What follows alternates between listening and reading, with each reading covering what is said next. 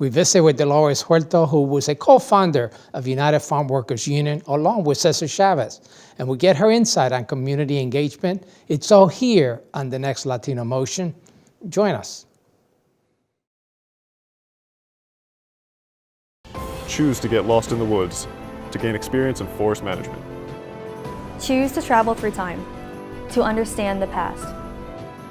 Choose to soar to pursue a career in dance. Stockton University offers 50 high-quality academic programs, small class sizes, and affordable tuition. Choose to match your interests and talents at one of New Jersey's nationally ranked universities. Latino Motion with Bert Lopez is presented by Latino Motion Public Affairs Media, a New Jersey nonprofit corporation, and Stockton University. This edition of Latino Motion with Bert Lopez is brought to you by the HD Studios at the campus of Stockton University. Funding for Latino Motion is provided by Atlanticare, a member of Geisinger. Atlantic City Electric, energy for a changing world, and South Jersey Gas. Welcome to Latino Motion, a weekly interview show highlighting issues impacting New Jersey's Latino community while advancing understanding of Latino cultural heritage and contributions to our society. And here is your host, Bert Lopez. Buenos dias and welcome to Latino Motion. I visited with a living legend, Dolores Horto, who along with Cesar Chavez founded the United Farm Workers Union and is a recipient of the Medal of Freedom from President Obama. Let's listen into that conversation. It's an honor. It's a pleasure to be here with you. You've accomplished so much, and I know that everyone knows who Cesar Chavez is, but you were just as involved and right in front of that movement. The saying, "Si se puedes," you have a history. You the one that started that. Right. Let's talk about that. Okay, well, that happened actually in Arizona because Cesar was doing a 25-day fast, water-only fast. Wow. And because they had passed a law that would make it illegal for farmers to go on strike. Wow. For anyone to do any kind of a boycott. And so we were doing a campaign and getting people to come. We had a mass every single night and a rally and inviting people to come to join us. And so I met with these Chicano professionals, they were attorneys, and and so I said to them, please come and help us out, come and join us. And they said, oh, Dolores, in Arizona no se puede. In Arizona you can't do any of that. That's where it started. And that evening when I went back and we were having our rally, and so I told people, this is what I said to these men, that they could also help. And then I told them, que si se puede, and everybody jumped up and started yelling, si se puede, si se puede. So it just very organically became a great slogan. I have to tell you that I had the pleasure of doing a rally in the boardwalk in Atlantic City some years ago for immigration reform to bring attention to that.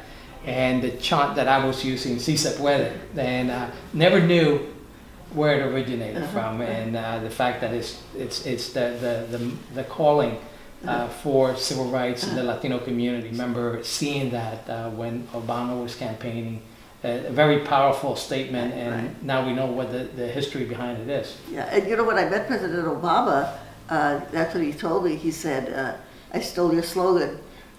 It's the first thing he said to me, and I told him, yes you did. So tell me about Cesar Chavez. He's become such an institution. Tell me a little bit about him. Well, Cesar, he only went to the 8th grade. Oh. He never even went to high school. But because his family, they lost their farm in Arizona. They had a farm. And during the Depression, they lost the farm. So they had to hit the migrant stream and become migrant workers. His father he was in his 50s at that time. So it was very hard for him. So all the kids had to chip in and also work. And so they went to many schools. And although Cesar never had a chance to go to high school, he was very smart. He always had a book under his arm. He was always reading. He was a genius. Wow. And I think that's important for people to remember, because a lot of times people think, oh, you've got to have a PhD to be smart. Well, Cesar never even went to high school, but he was really, really, not only was he very intellectual, intelligent, but he was also a very good strategic thinker. And I think that, and a good leader. And when we talk about a leader, he was very humble. You know, he never liked when people would say, "Que viva Cesar." He said, "I hate that, I hate that." He would say that because he really was the true servant of the people. He really wanted to help the workers.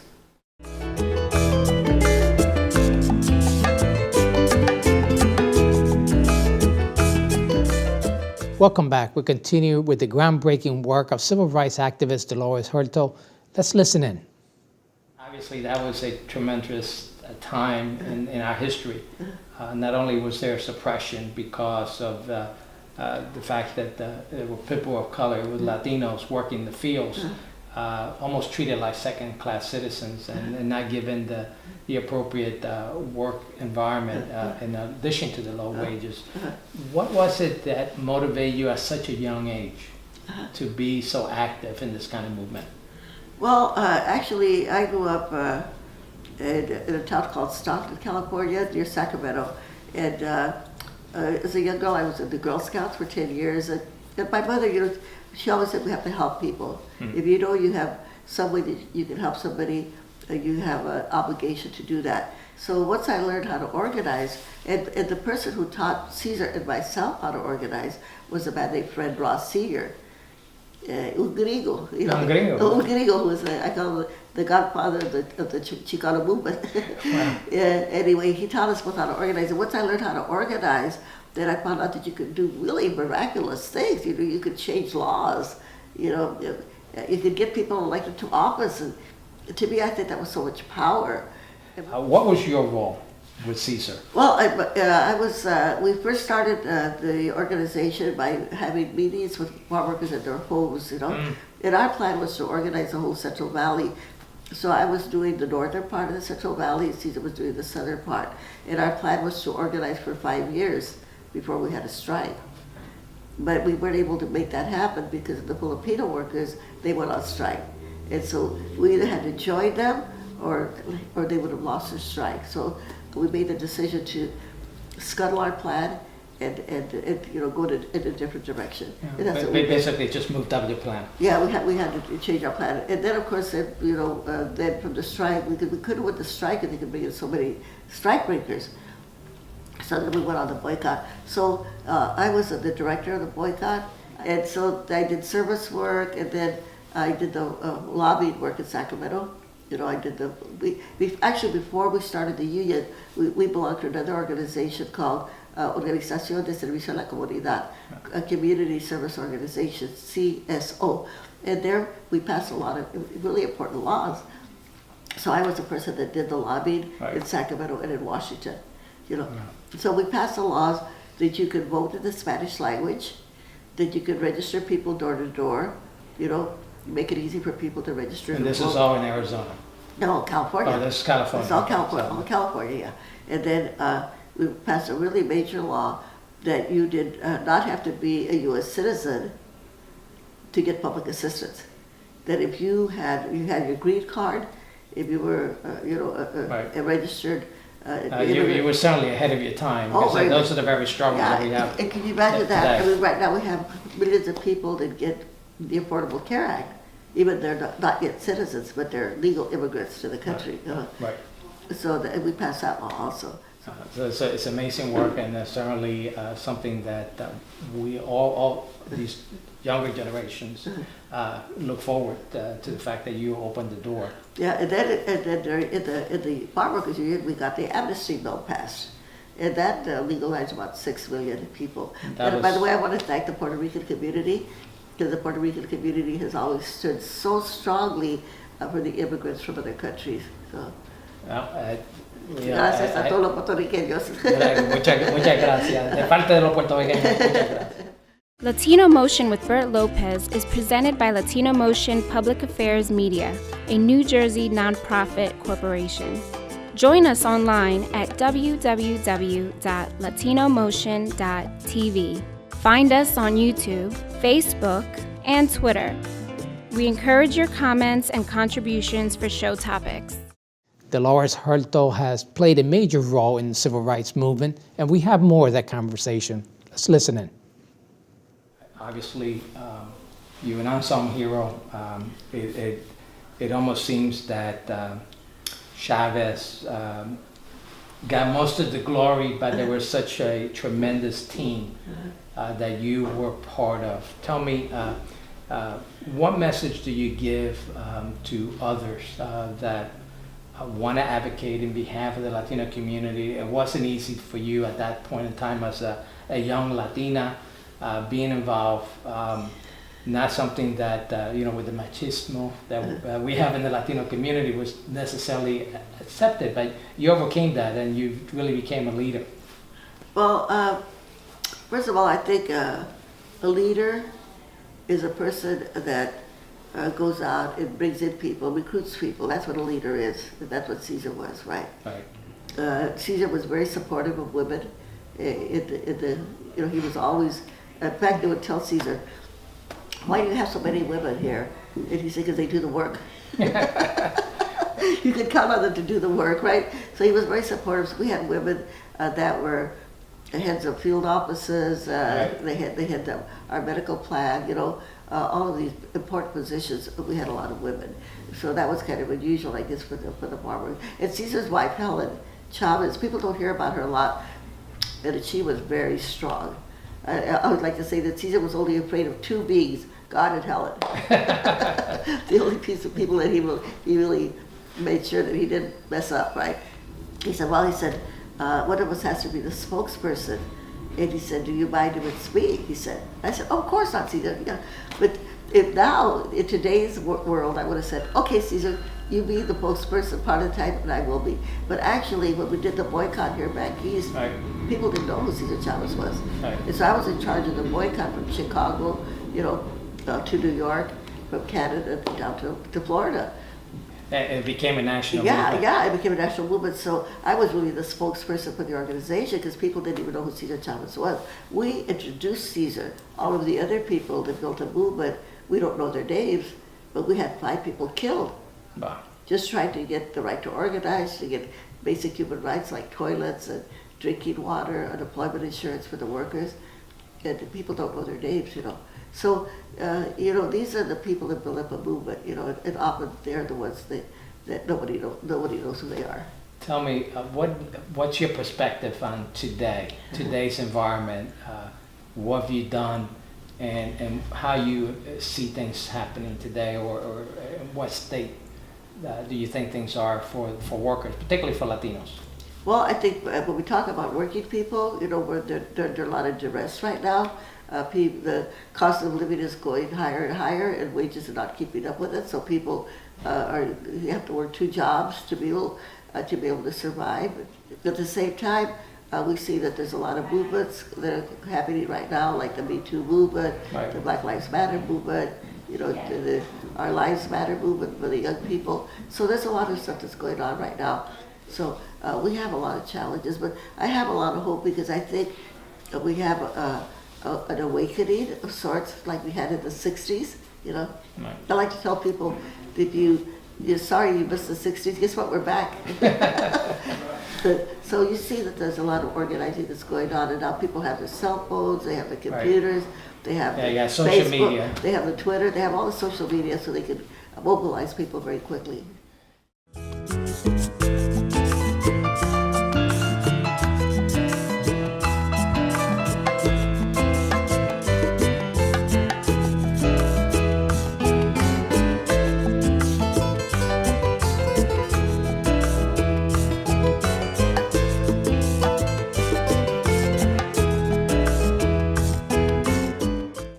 Welcome back. We continue with the groundbreaking work of civil rights activist Dolores Horto. Let's listen in. Is there a message you'd like to send to our community, particularly the South Jersey community? Yes, I just want to say to the community that we have a very important election coming up in just a couple of weeks, November the 6th, and this is our time to speak out and with our ballot, right? Because this is the Right. strongest voice that we have. I call it our strongest weapon that we have, the vote. And we know that the Latinos, we have enough of us Latinos in so many states, like even in New York, New Jersey, Pennsylvania, even Georgia, Virginia. In Virginia, the Latinos decided the elections for the last 2 governors, okay? In Virginia, with only 9% of the vote. So we Latinos, we are the deciders. We can decide these elections, but we've got to come out and vote. No, the Latino vote is key. It's very critical. It's critical. It's a deciding vote. We can decide who is going to be the governors and the senators and the congressmen and people in the state legislatures. So you have a speaking engagement here at Rowan today Yes. at 4 o'clock, and you're going to be speaking to students, faculty, and community leaders. What's the key takeaway you like them to walk away with? Well, the key thing I want them to do is to understand, number one, how important this election is, for them to understand it and for them to come out and to vote. And not only vote, but get out there and knock on the doors, man the telephones, call people, and ask them to vote, and ask your relatives, your neighbors. You don't want them just to stand by. You want them to take action. Yeah, we've got to do more. We've got to do more. I think right now it's not enough just to vote. We've got to go out. I am 88 years old, but I go out and knock on doors. This last weekend I was knocking on doors. God bless. Yeah. So it's good for your health too, by the way. It's very good for your health. People that can't vote because they're not citizens, or maybe they're not 18 yet, they can't vote because they're not of age. You know what? You can also help. That's right. Yeah, do it for those that can vote. If you can't vote yet because you're not yet a citizen or you're not old enough, do it for somebody else.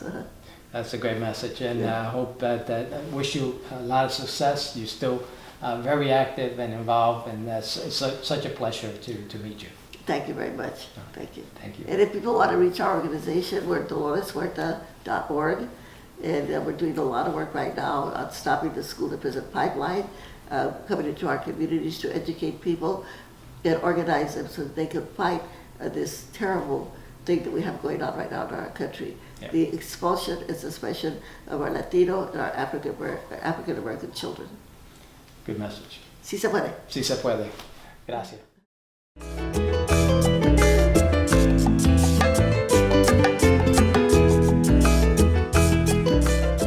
Juanita Chavez, the daughter of Dolores Horto, joins us to discuss her perspective as a child of a civil rights activist. Let's join that conversation. We have an important guest here. We have Juanita Chavez, who is the niece of Cesar Chavez, correct? Tell me a little bit about the work that your mom, Dolores, and Cesar did together. I mean, I know that you were a little girl when they were so active, but I'm sure that you've heard the big impact that they've had in our community, particularly in the Latino community. Tell me what your impression is of what they did. Well, I think it was just really important for Latinos in this country. I think it was coming, like the film Dolores, if you watch the documentary, shows that it was happening during a time where there were a lot of different movements and a lot of people rising up and demanding that their voices be heard, demanding that their civil rights be recognized. And so I think it was very exciting for me to be a young child growing up in that movement, because I was able to see, I came a little bit after the struggle. Right. So some of my older brothers and sisters, they sacrificed and suffered a lot. Whereas when I started gaining consciousness and awareness as a young child, I was in the part where they were celebrating the victories. So that was a really exciting time to be growing up, because I just saw people had so much hope and so much belief that the changes were possible. Of course, with the environment that we have today, we still have a lot more victories to come. What advice do you give others in terms of how they should get involved? Well, I think that as speaking as a child of activists, I spoke to one woman yesterday. My mother spoke at a university, and afterwards a parent said, say something to my daughter. You know, you're the daughter of Dolores and you're still involved. And, you know, I tried to get her to be active and involved, and she isn't very excited about it. And I said, hey, guess what, Mom? She's not going to be excited about it, okay? Because when we were kids, we were like, oh, do we have to go to the picket? Do we have to go to the rally? Do we have to go pass out flyers? we never said, yay, we're so happy to do it. You know, it was always complaining and Right. always like, oh, why does our mom have to be involved in all of this? And why does she have to take so much time for this work? But as a child, what I didn't know, I know now as an adult. And I say, thank goodness that my mom made us, forced us, never gave us a choice. Right. Do you want to come? No, that was not it. You're coming. And so I say to the parents, your children are not going to be happy. They're not going to say, yay, I want to, and be enthusiastic about it. But when they're older, they're going to thank you. They're not going to be resentful. They're going to thank you. The key message there is to get your kids involved. So, Absolutely. And certainly, like your mom did, and got you involved, and you appreciate it. And I think that's a message that a lot of parents need to heed. Yeah, because I think also parents, or you know, at least my peers, I don't have children myself, but my peers who have children think, well, if I'm very involved and active, then I'll be taking away from my child. No, bring and them if along. you bring them along, then Right. you're not taking away from them, you're giving to them, you know? Or if you have to find child care for them, you know, explain to them, you're gonna make this small sacrifice so that I can go out and help the larger community and make our future better. I'm doing this for you. I'm doing this for your future. Thank you so much Well, for thank sharing this you so information. much for It's a pleasure having having- you. That's all the time we have. Hope you enjoy the show. And thank you for joining us once again here on Latino Motion.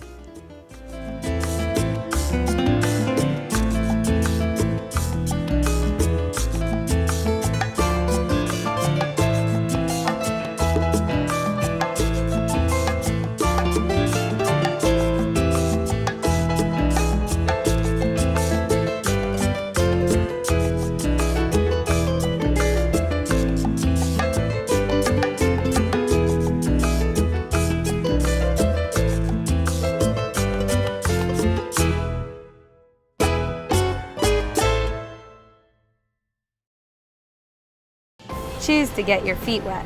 To learn more about protecting our environment. Choose to read minds, to understand the human brain. Choose to get your hands dirty, to create a masterpiece. Stockton University offers 50 high-quality academic programs, small class sizes, and affordable tuition. Choose to match your interests and talents at one of New Jersey's nationally ranked universities. Funding for Latino Motion is provided by Atlanticare, a member of Geisinger. Atlantic City Electric, energy for a changing world. And South Jersey Gas.